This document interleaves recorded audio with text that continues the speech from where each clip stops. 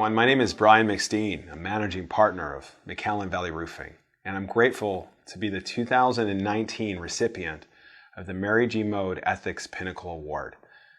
From our humble beginnings when we decided to open up our business, we saw the opportunity to lead by example, not by doing what's best for ourselves, but what's best for our clients, having higher standards, integrity, morality.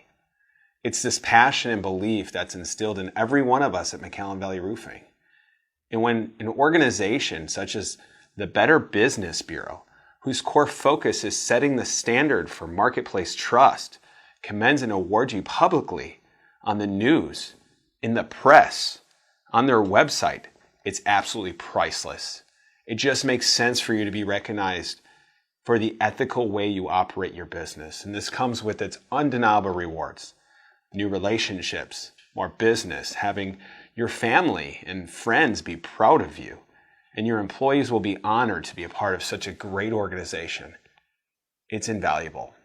And if you live and work by these principles, we highly recommend you apply for this award. It would be foolish not to. There's nothing in the world that can replace trust. Thank you and good luck.